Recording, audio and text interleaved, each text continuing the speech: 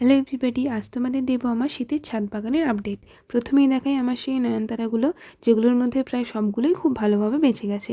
এই বছর শীতে এই ক্যারেটগুলোতে কিছু কড়াই শাক লাগিয়েছি। এটা আমার আগের বছরের চন্দ্রমল্লিকা গাছ, এবছর আর কোনো চন্দ্রমল্লিকা লাগাইনি।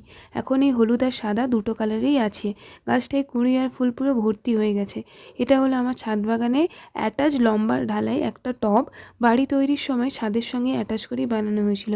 এই টবে একসাথে সব ধরনের গাছ, যেমন ওলকপি, ফুলকপি, গাঁদা, টমেটো, বেগুন, লাল শাক, ধনেপাতা সব একসাথেই হয়েছে। গাছগুলোতে অনেকগুলো করে বেগুনও ধরেছে, আর ওলকপিও ছোট ছোট ধরে গেছে। আর লাল গোলাপটা কাটিং করার পরে আবার 2-3টে কুঁড়িও এসে গেছে। কিছু ডালিয়া লাগিয়েছিলাম, সেগুলোও বড় হয়ে গেছে। এই টবটায় আবার ডালিয়ার চারা বসানোর সময় ভুল করে মনে হয় ওলকপির একটা চারাও বসানো হয়ে গিয়েছিল। আমার সাদা বাগান বিলাসটাও পুরো থোকা থোকা ফুলে ভরে আছে। টবের অভাবে কিছু পার্মানেন্ট গাছের পাশে এই গাঁদাগুলো বসিয়ে দিয়েছি। লাল কালাঞ্চটাতেও অনেক কুঁড়ি এসেছে।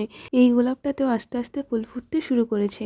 আর আমার এই বাগান বিলাসটা এত সুন্দর হয়েছে, রাস্তার ওই পার থেকে দেখতে কী না ভালো লাগে। দূর থেকে রংটা পুরো চকচক করে, আর এই বড় থোকাটা যখন হাওয়ায় দোলে তখন কি সুন্দরটাই না দেখতে লাগে। নিচের ছাদে ঢালাই টবটার মতো ওপরের ছাদেও ওরকম একটা ঢালাই টব রয়েছে। সেটাতেও ফুলকপি, ওলকপি, টমেটো, বেগুন, গাঁদার সাথে সাথে বাবা কিছু পিড়িং শাক, পালং শাক ও পেঁয়াজ লাগিয়েছে। পেঁয়াজগুলো যে লাগিয়েছিল তার ওপর থেকে যে সবুজ সবুজ পাতা মতো বেরোয়, সেগুলো তখনও পর্যন্ত বেরোয়নি। আর রয়েছে একটা লঙ্কা গাছ।